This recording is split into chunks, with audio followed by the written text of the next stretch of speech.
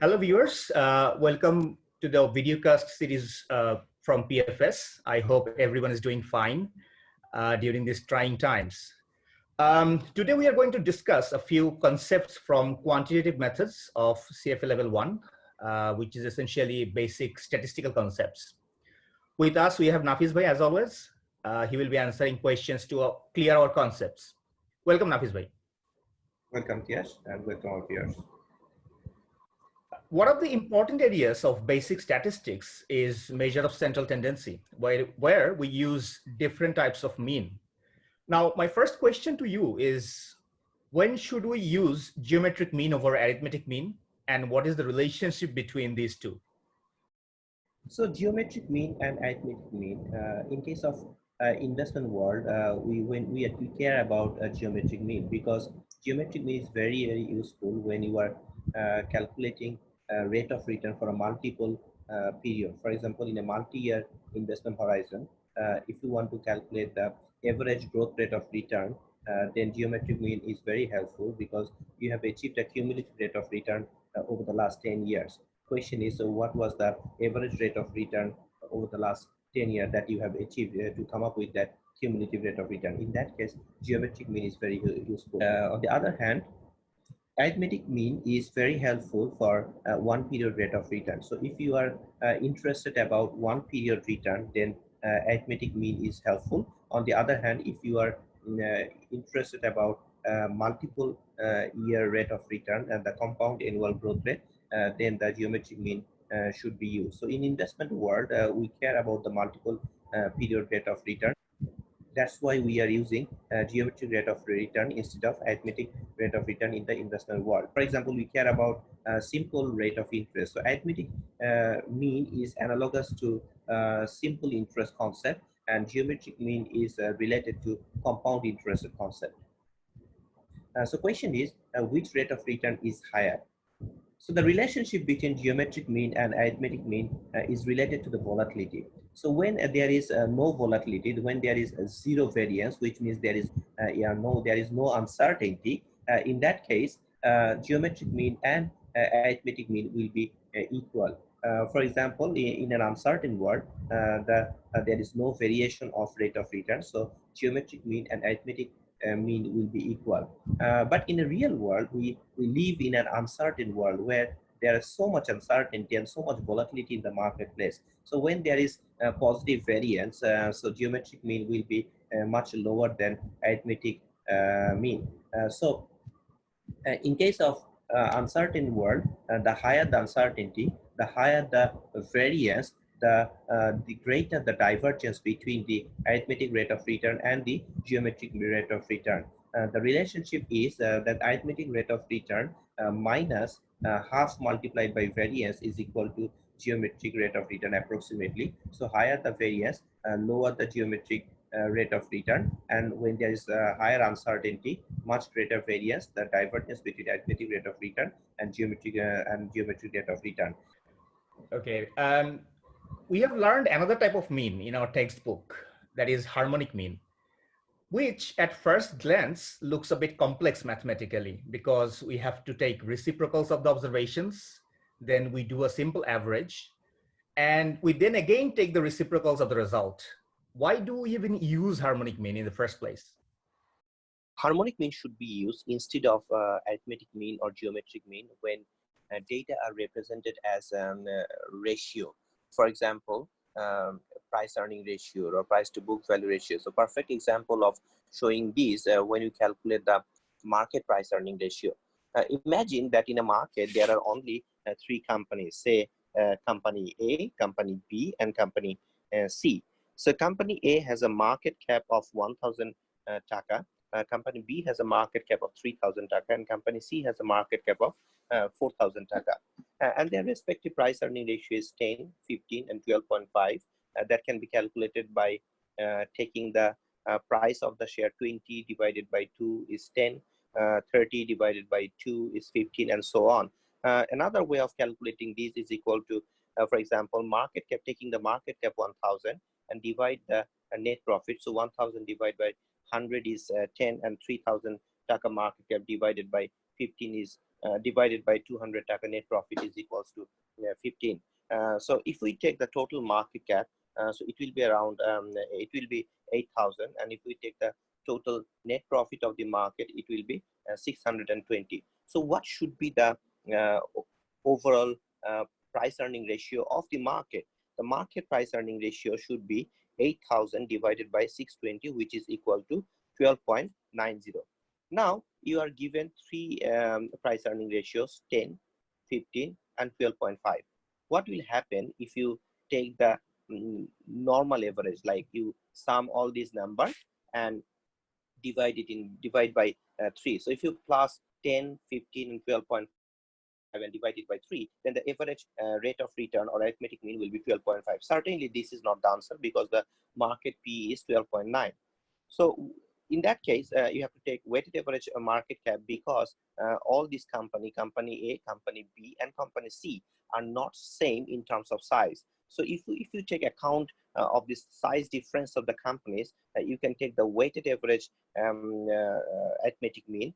12.5 is the weight of company A, 37.5 is the weight of company B, and 50 is the weight of company C. So if you take the weighted average number, then still the average weighted average arithmetic mean will be 13.13,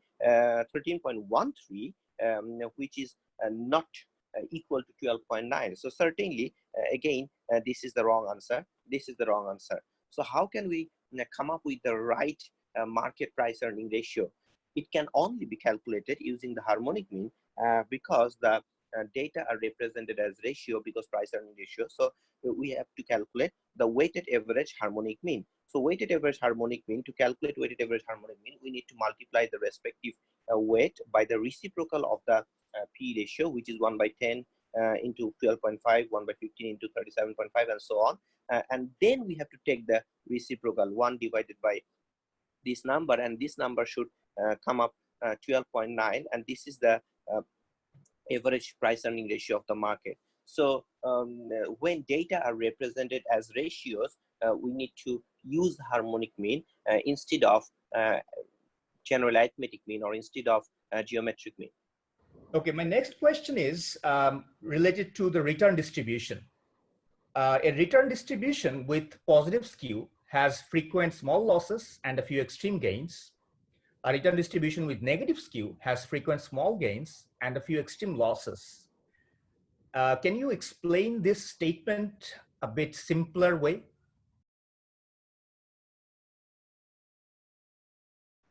In order to understand the positively and negatively skewed distribution, we first need to know the characteristics of the normal distribution. So in case of a normal distribution, it's a bell-shaped.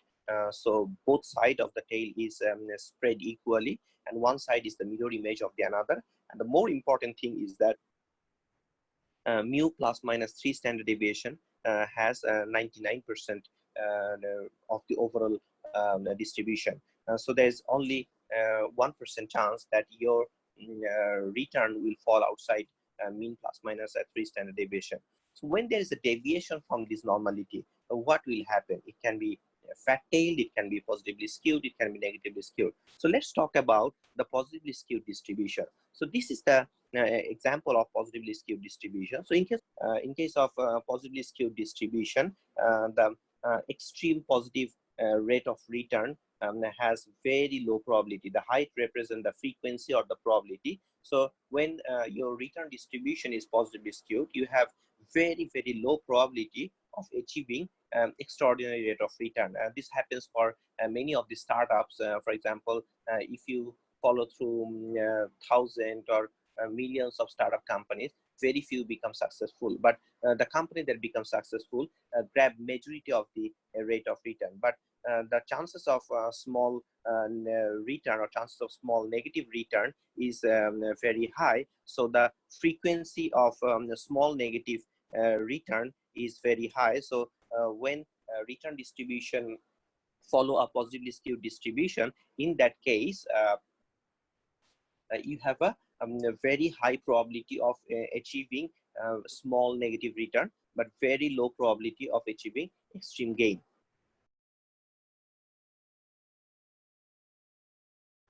Negatively skewed distribution is just the opposite of the positively skewed distribution. Here, the return distribution is very spread out towards the negative. So you will see frequent small positive gain, but very low probability of extreme negative return. So when there's a market crash, for example, a stock market crash or any market crash, what happens, it take away many years of positive return. So you are achieving small gain on a frequent basis, then you have a cumulative gain, but one negative event can take all of these years of positive rate of return. So when return distribution follow a negatively skewed distribution, so you are likely to achieve a frequent small gain, but very few or very low probability, with very few extreme losses or very low probability events will take place. My last question from the statistical concept. What do leptokartic or fat tail distribution mean, and how does it relate to risk?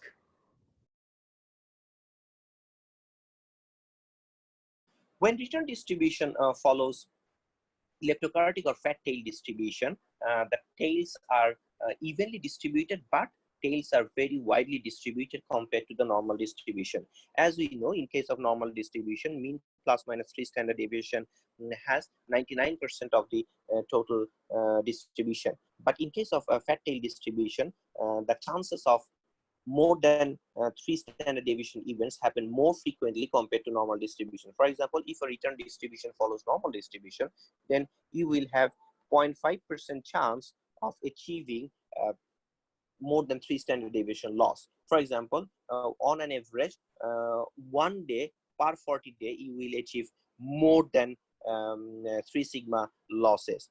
But when return distribution follow fat tail, the actual probability of achieving more than 3 sigma losses is much higher compared to the normal distribution. Fat tail distribution has very important implications in the risk management. For example, if you calculate your risk assuming return distribution follows a normal distribution, then the chances are very high that you will underestimate the risk if the return distribution follows fat tail distribution.